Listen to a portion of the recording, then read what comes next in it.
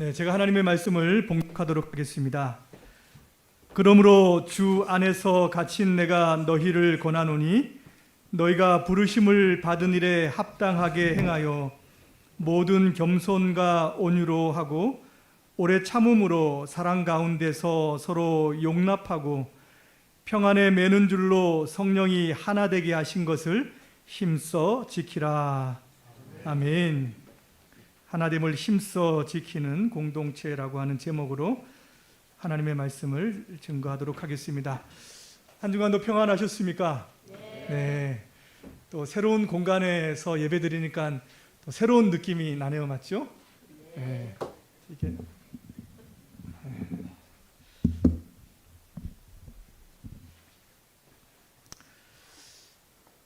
여러분, 미국 캘리포니아 연안의 북쪽에 레드우드 국립공원이라고 있습니다. 이 국립공원이 유명한 것은 세계에서 가장 큰 나무와 또 이제 오래된 키가 제일 큰 나무와 또 오래된 나무들이 이렇게 있는 것으로 유명합니다. 키가 제일 큰 나무가 115m 정도 된다 그래요. 115m 키가 되는 나무 한번 상상해 보시기 바랍니다. 굉장하죠. 물론 평균적으로는 나무들이 60에서 70m 정도가 되고 그다음에 이제 둘레가 한 30m 정도가 된다고 합니다. 여러분 화면 같은 거 보면은 그 뿌리에 이렇게 굴이 있고 차가 지나가는 그런 거 생각이 나시죠? 예, 그런 곳이 이제 여기 레드우드 국립공원인데 이제 그런데 좀 특이한 것은 뭐냐면 그렇게 나무가 크고 높은데 뿌리는 3에서 4m 정도밖에 되지 않는다고 해요. 3, 4m 정도의 뿌리를 가지고 있답니다. 밑에 안반이 있어서 뿌리를 깊게 내리지 못한다고 해요. 이 레드우드 나무 숲은 태평양 연안에 있어요. 그동안 강한 태풍이나 비바람 이런 것들이 많이 있었을 텐데 이 뿌리가 깊지 않은 이 나무가 키가 높은데 어떻게 이 태풍을 견디면서 거센 비바람에도 이 나무들이 쓰러지지 않고 오랜 세월을 견디었을까? 그 비밀이 어디에 있냐면은 뿌리에 있다고 합니다. 이 나무의 뿌리들이 깊게 내리지는 못하지만 옆으로 아주 쫙 뻗어가지고 서로가 서로 굉장히 강하게 연결이 되어 있다고 해요. 이것이 어떻게 강하게 연결이 되어 있는지 또 어떻게 힘을 발휘하는지 강한 비바람에도 서로 넘어지지 않도록 붙잡아지고 또 굉장히 긴밀하게 엮여 있어서 물이 없을 때는 이제 그 뿌리를 통해서 물을 공급해주고 또 영양분도 다른 나무에게로 공급을 해준다고 합니다. 그래서 외형적으로 볼 때에는 나무가 각자가 서 있는 것처럼 보이지만 사실은 그 내부적으로는 그저 하나의 나무가 서 있는 것과 똑같은 그런 현상을 가지고 있는 거죠. 이 거목들이 오랜 세월 위용을 자랑하며 오랜 세월 생명을 지탱해 온 그 힘과 능력이 어디 있었느냐? 바로 이 뿌리들이 서로 긴밀하게 연결되어 있었다는 데 있습니다. 여러분, 제가 왜 이 레드우드 나무를 여러분들에게 소개하는지 아시겠죠? 제가 오늘 말씀드리고 싶은 내용은 하나됨에 대한 내용입니다. 이 말씀을 드리기를 원해요. 연합하는 것, 또 하나가 되는 것, 이것은 서로에게 힘과 능력이 되고 또 생명을 줍니다. 교회가 이렇게 하나가 되는 것은 바로 이 하나님께로부터 받은 우리의 생명들이 서로에게 힘과 능력이 되어주기 때문입니다. 오늘 우리가 에베소서 4장 1절부터 3절까지를 읽었는데요. 에베소서 3장까지는 교리에 대한 내용이에요. 아주 그 창세 전부터 해가지고 교리를 이야기하고 난 다음에 이제 드디어 4장에서 적용적인 부분, 어떻게 살아야 되는가라고 하는 것을 이야기하는데 가장 먼저 언급되는 것이 뭐냐면은 교회의 하나됨입니다. 교회는 하나 돼야 하고 공동체는 연합해야 된다라고 하는 것을 가장 먼저 강조를 하고 있어요. 16절까지 이 이야기를 하고 있습니다. 여러분, 왜 하나 되는 것, 왜 교회가 연합하는 것이 중요할까요? 여러분, 구원이라고 하는 것은 이 하나됨의 회복이기 때문입니다. 죄라고 하는 것이 무엇입니까? 죄의 모습은 분열되고 나누는 거죠. 싸우고 시기하고 다투는 것, 서로 불화하는 것, 서로 찢기는 것, 그것이 특징입니다. 아담이 범죄하고 나서 하나님하고만 멀어진 것이 아니에요. 서로들 사이에도, 인간들 사이에도 이런 분열이 일어나고 이런 찢어짐이 있었습니다. 아담과 하와 사이에도 그 자녀대에 내려가면은 가인과 아벨에게는 시기와 살인이 일어나는 것을 볼 수 있죠.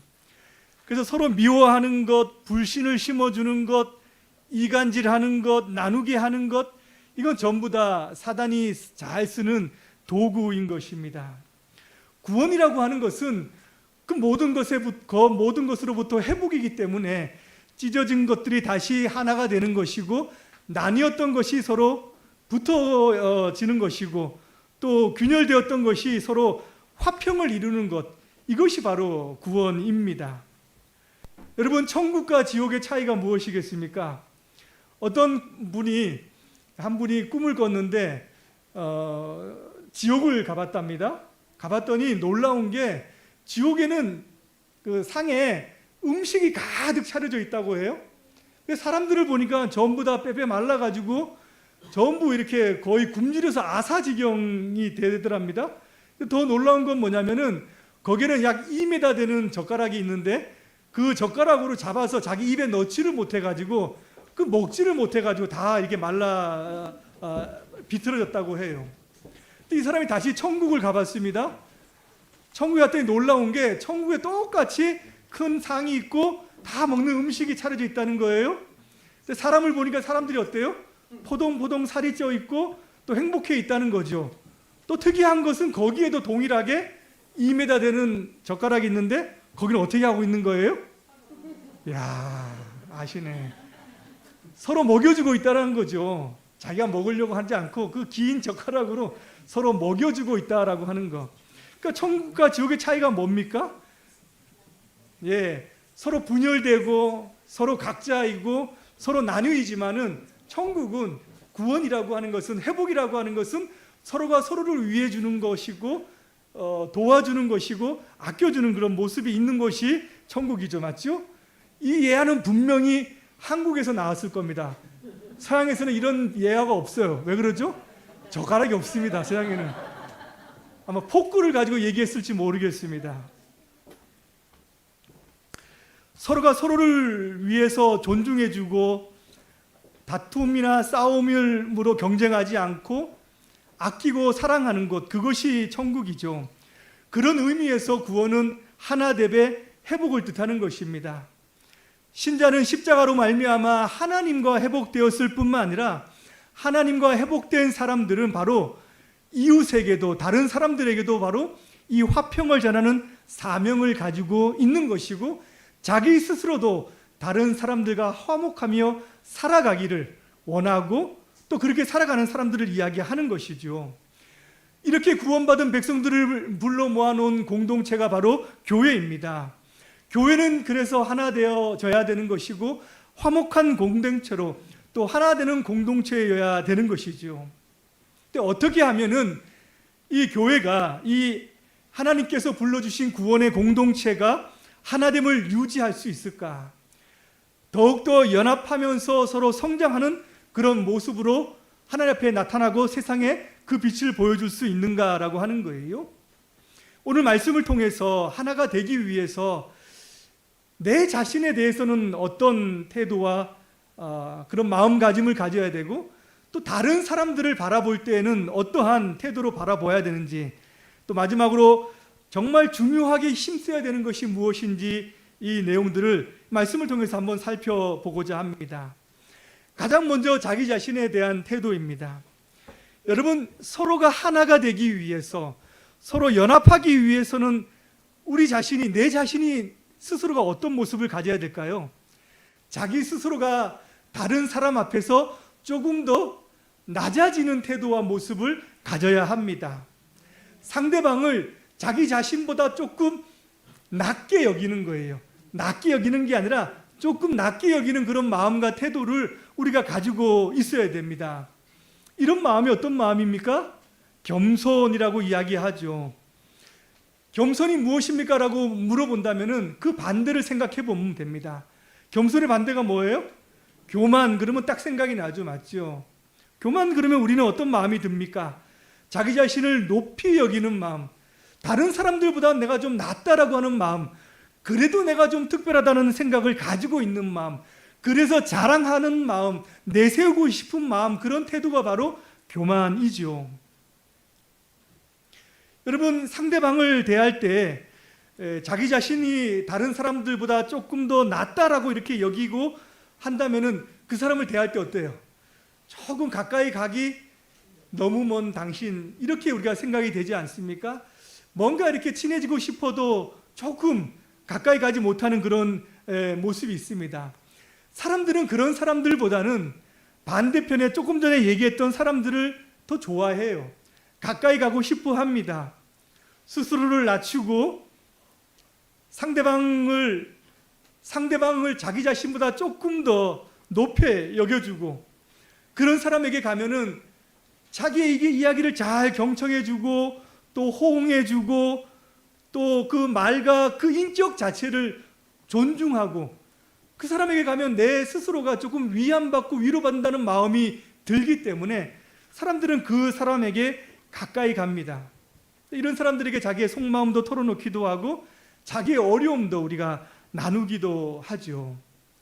근데 여러분, 이 겸손과 같이 가는 마음이 어떤 마음이냐면 온유입니다. 온유. 사람들은 온유 그러면은 좀 부드럽고 약하다라고 생각해요.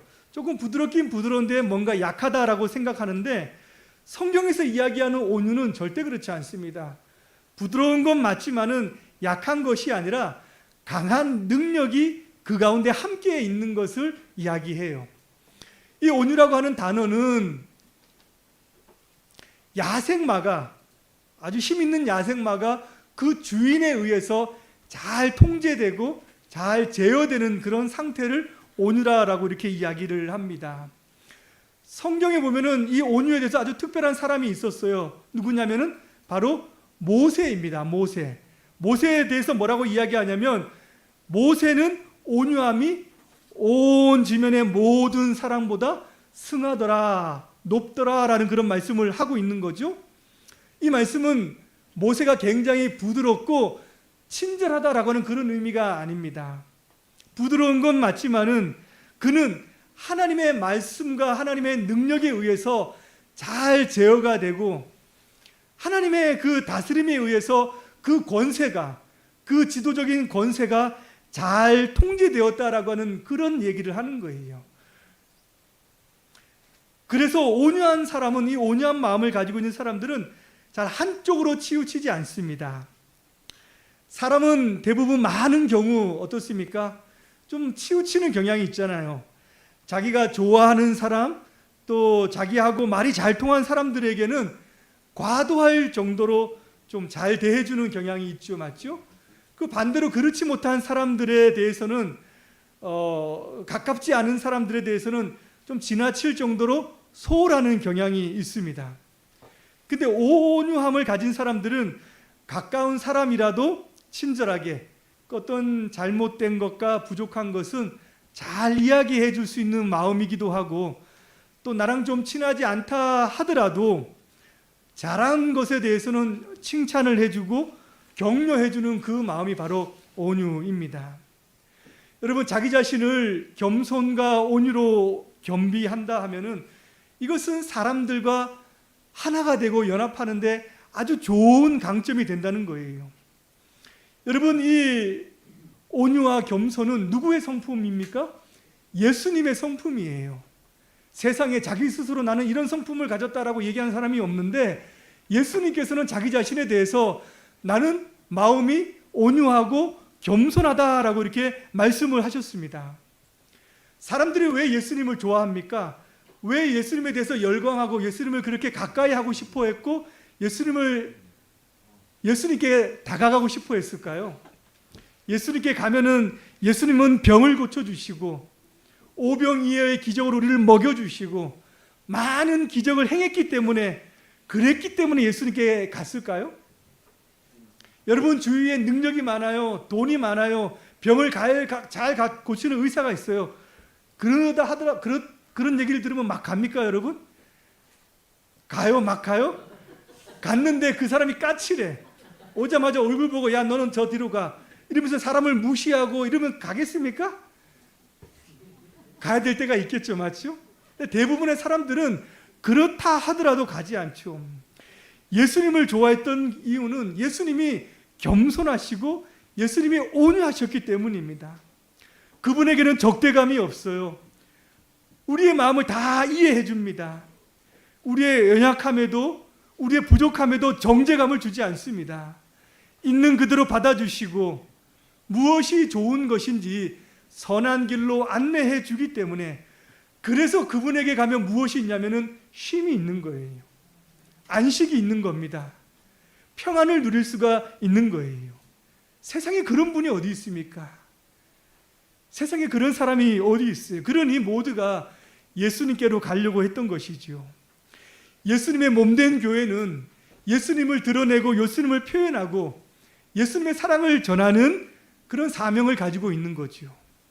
우리가 온유하고 겸비한 자세와 태도로 서로를 대한다면은 많은 사람들이 교회로 와서 공동체로 와서 분명히 평안을 누리고 쉼을 누릴 수 있을 것입니다. 다음으로 상대방에 대해서는 어떤 태도를 지녀야 되겠습니까? 여러분 공동체가 하나가 되기 위해서는 상대방에 대해서는 열려있는 태도를 좀 가져야 됩니다. 상대가 다가오지 못하도록 자신의 마음을 닫거나 또는 일부분의 사람들에 대해서만 마음을 연다면은 좀 하나 되는 거 굉장히 어렵겠죠. 맞죠?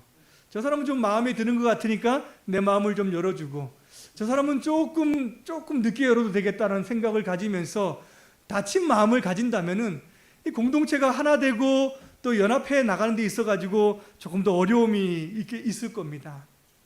상대방에 대해서 마음을 잘 열지 못하는 것은 무엇 때문이겠습니까, 여러분? 그를 잘 참아내지 못하기 때문입니다.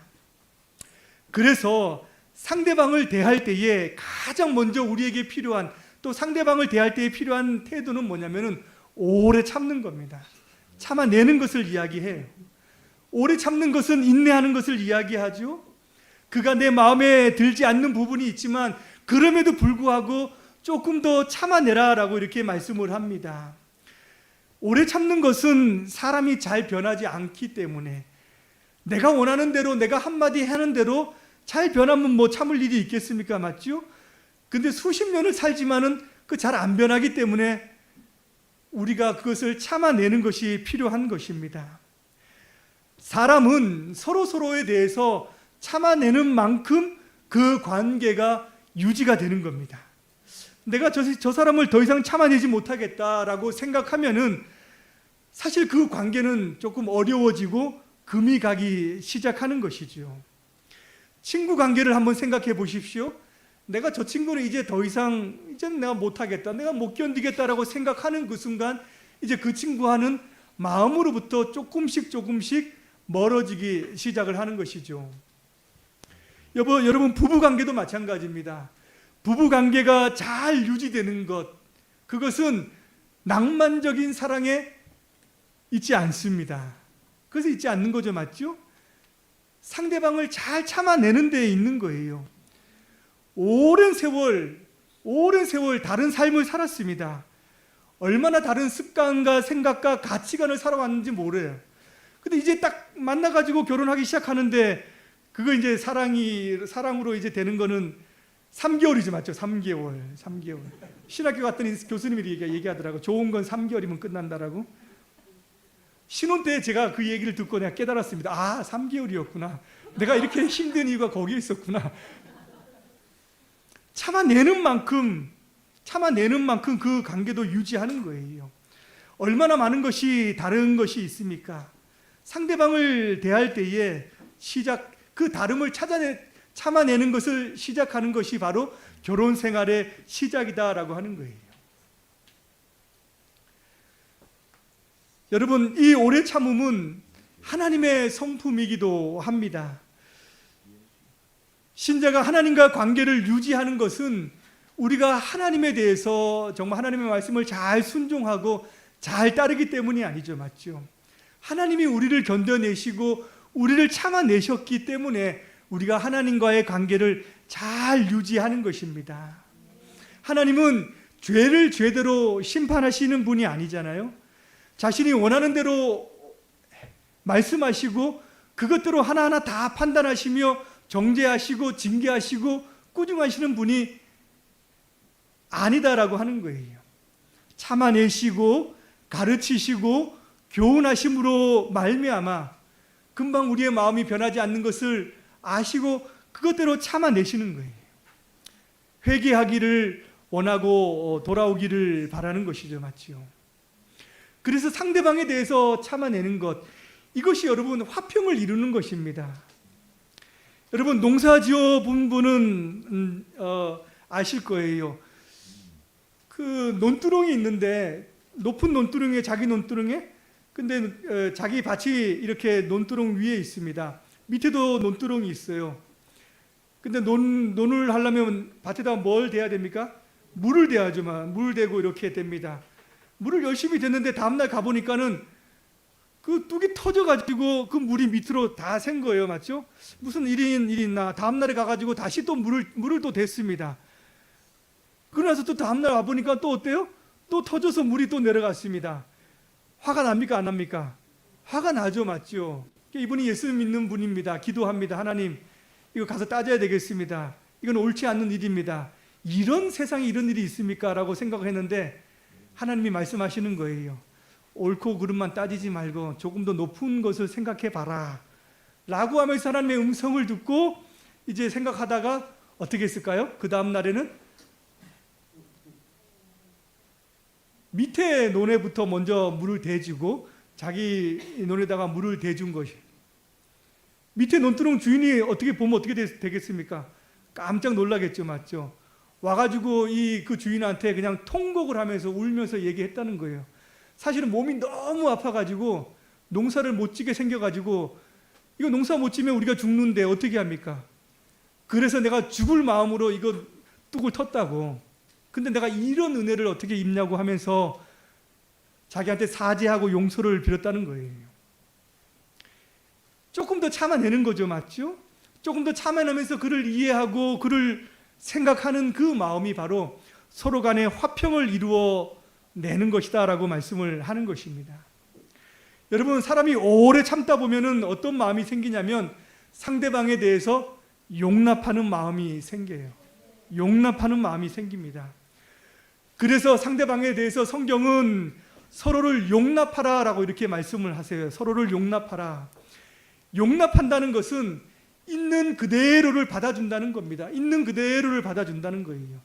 내 마음에 들지 않는 구석이 분명히 있지만 그럼에도 불구하고 받아내는 거예요. 여러분, 네덜란드, 뉴질랜드를 가면은 아주 양떼를 그냥 크게 하는 그런 바원하우스 바원, 예, 양치기 주인이 있습니다. 단어가 생각이 안 나네. 근데 이제 양을 많이 치다 보면은 어떤 일이 있냐면은 어미가 죽어서 새끼 양이 그대로 남는 그런 양들이 있다고 해요. 그러면 이제 젖을 먹여야 되잖아요. 그러면 이 새끼 양을 다른 어미한테 데려다 준답니다. 그러면 이 어미가 그 어미를 잃은 새끼 양에게 젖을 안 먹여준대요. 참. 그 제로 타락한 인생이나 제로 타락한 짐승이나 이렇게 똑같은 부분이 있는 것 같아요. 안 먹여준답니다. 그러면 이 주인이 어떻게 하냐면은 그 어미하고 이 새끼를 가죽 띠로 묶어버린대요. 그러면 생각해서 옴짝달싹 못하게 이 두 양이 묶여 있는 겁니다. 어미하고 새끼하고. 어떻게 뭐 밥 먹을 때도 어렵고 잠자는 것도 어렵고 가는 것도 어렵죠, 맞죠? 그렇게 해서 한 일주일 동안을 내버려 주면은, 끈을 풀어 주면은 그제서야 그 어미가 그 새끼를 젖을 먹여준다라고 합니다. 그대로 용납을 해주는 거죠, 맞죠? 여러분, 누군가를 용납한다라고 하는 것은 이처럼 쉽지가 않습니다. 그래서 연합하는 것, 서로가 하나가 되는 것은 용납할 때 가능한데, 상대방을 밀어내는 것이 아니라 그럼에도 불구하고 상대를 품어줄 때 가능한 거죠, 맞죠? 얼마나 다릅니까? 얼마나 각양각색의 사람들이 있습니까? 근데 이거 다양한 것은 하나님께서 그렇게 만들어 주신 거예요. 다른 환경에서 성장하도록, 다른 신앙의 모습을 가진 채 살아오도록 하는 것은 하나님이십니다. 하나님은 이렇게 서로 다른 사람들을 한 곳으로 불러 모아주셔서 이제 너희들이 용납하고 오래 참으면서 하나 되는 것을 훈련하라고 이 모든 하나의 공동체로 엮여주신 거죠, 맞죠? 이것이 쉽지 않기 때문에 하나님께서는 사랑으로 해야 된다라고 말씀하는 거예요. 사랑으로 해야 된다. 사랑으로 한다라고 하는 것은 지속적으로 그를 용납해 주는 것을 이야기해요. 어린 아이들은 엄마에게 무엇인가를 계속 물어보잖아요, 맞죠? 엄마 이거 해도 돼? 이거 해도 돼? 이거 뭐야? 저거 뭐야? 엄마 어떻게 합니까? 묻지 마. 더 물어보면 내 성질 알지? 엄마 이렇게 합니까? 아니죠, 맞죠? 엄마는 아이가 그렇게 얘기해도 또 대답해 줍니다. 또 대답해 주고 또 대답해 주고. 왜 그래요? 사랑하니까 그러잖아요, 맞죠? 사랑하니까, 지 자식이니까 사랑하니까 계속해서 그거에 대한 대답을 해주고 대답을 해주는 것입니다. 그래서 너희들도 서로 용납하기를 사랑 가운데서 계속해서 용납해주다라고 이렇게 말씀을 하고 있는 거예요. 서로를 받아들이는 것은 자기 자신을 훈련하는 것이고 교회가 하나 되는 그런 길이라고 이렇게 주님께서 말씀을 하십니다. 여러분, 마지막으로 하나가 되기 위해서 가장 힘써야 되는 것이 무엇인가라고 하는 거예요. 사람들은 하나가 되려고 노력을 합니다. 세상의 모든 작고 큰 공동체들은 전부 다 하나가 되려고 해요. 연합을 중요시하고 연합이 중요하다는 것을 알죠. 그래서 어떻게 합니까? 같은 옷을 입히고 같은 물건을 쓰게 하잖아요, 맞죠? 그래서 우리는 하나다라고 하는 것을 외부적으로 강조합니다. 수첩이나 볼펜 같은 것도 다 회사 로고가 새겨진 걸로 해가지고 너희들은 여기에 소속된 사람들이야 라고 하는 것들을 다 알려가면서 외형적으로 하나가 되게 하는 그런 노력들을 합니다. 그런데 교회는 어떻습니까? 교회는 하나가 되기 위해서 막 노력하고 애쓰는 것이 아니라 이미 성령이 하나 되게 하셨다라고 말씀을 하고 계십니다. 하나가 되게 되라라고 얘기하는 것이 아니라 이미 하나가 되었다라고 하는 거예요. 뭐와 같냐면 가족과 같습니다. 가족은 어떻습니까? 자, 이제 우리 하나 되자라고 이렇게 얘기하면서 막 이렇게 해야지 가족이 하나가 됩니까? 아니죠. 가족은 이미 태어날 때부터 하나입니다. 가족이라고 하는 그 공동체는 노력해서 되는 것이 아니라 이미 주어진 공동체다라고 이렇게 이야기하는 거죠. 교회라고 하는 공동체도 마찬가지입니다. 교회는 우리가 하나 되자라고 이렇게 얘기하기도 전에 이미 성령께서 하나가 되셨다라고 말씀을 해요. 기도하고 말씀 읽고 또 성령의 충만한 은혜를 받는다고 해가지고 하나가 되는 것이 아니라 이미 성령이 하나 되게 하셨다라고 하는 겁니다. 성령께서는 모든 신자들을 예수님 안으로 다 불러주신 거예요. 복음을 듣게 하시고 거듭나게 하시고 또 그리스도의 하나에 대한 그 몸으로 다 그 지체로 불러주신 겁니다. 그렇기 때문에 하나가 된 것이에요. 그래서 여기서 보면은 이미 하나 된 것을 힘써 지키자라고, 지켜라라고 이렇게 말씀을 하고 있는 거죠. 그렇다면 어떻게 하면 우리가 힘써 지킬 수 있을까? 우리가 하나 된 이것을 어떻게 할 때 힘써 지킬 수 있을까? 그것은 머리 대신 그리스도를 다 같이 향할 때, 그때 우리 모두가 다 하나됨을 지킬 수 있는 겁니다. 모두가 주님의 말씀에 순종하고 그 뜻을 따르고 그의 인도를 받을 때에 가능한 거예요. 여러분, 제가 신학교 1학년 때 이제 결혼을 했거든요. 근데 이미 그때 제 나이 되는 그 동료 전도사님, 그때는 지금은 목사님이야 전도사님이셨는데, 제가 성경 말씀을 전할 때는 다 눈금을 감고 계시다가 이제 예화를 들 때는 또 눈을 딱 뜨셔서 저를 보시네요.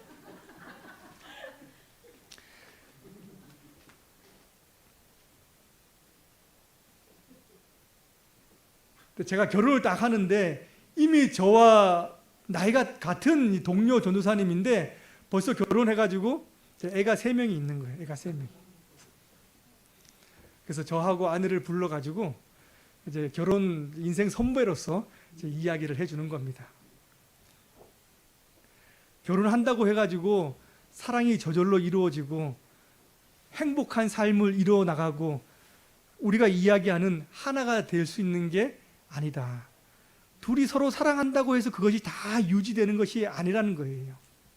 그러면서 정말 사랑하고 둘이가 행복한 삶을 살아가기 위해서는 동아, 너도 주님을 바라봐야 되고 기회, 너도 주님을 바라봐야 돼. 그래서 너희 둘이 각자 주님을 사랑할 때 너희 둘도 서로 사랑하게 되는 거야 라고 이렇게 아주 특별한 이 얘기를, 교훈을 결혼 전에 해줘서 제가 얼마나 감동을 받았는지 지금도 때가 되면 제가 기억을 하고 있습니다. 여러분, 그게 맞는 거죠, 맞죠? 우리 각자는 서로 사랑하려고 힘써서 우리가 주님께서 성령으로 이미 하나 되게 하셨다고 하는데 서로 노력하기보다는 정말 힘써야 되는 것은 내가 주님을 바라보고 주님을 더 사랑하고 주님과 더 가까이 가는 그 노력과 수고를 아끼지 않을 때에 사실은 우리 공동체가 말하지 않아도 하나가 되는 그런 공동체로 세워져 나갈 수 있는 것입니다. 말씀을 맺겠습니다. 신자는 모두 머리 대신 그리스도 안에서 하나 된 몸입니다. 각자 다르지만은 그 안에서 하나 되게 하신 그 은혜를 우리가 더 힘써 지켜나가시는 여러분 되시기를 주님의 이름으로 축복합니다. 기도하겠습니다. 하나님 아버지, 이 세상은 분열된 삶을 살아갑니다. 분쟁과 다툼이 가득합니다. 그런 세상 가운데에서 주님께서는 우리를 그리스도 안에서 한 몸 되게 불러주셨습니다. 교회가 하나됨을 통하여서 내 자신이 겸손하고 온유한 마음으로 또 상대방을 대할 때는 정말 참아내고 또 용납하며 우리가 그리스도 안에서 이미 하나 되었다라고 하는 것을 인식하면서 또 더 주님을 사랑하고 기뻐하는 우리 공동체가 되어줄 수 있도록 주님 인도해 주시옵소서. 예수님의 이름으로 기도드리옵나이다. 아멘.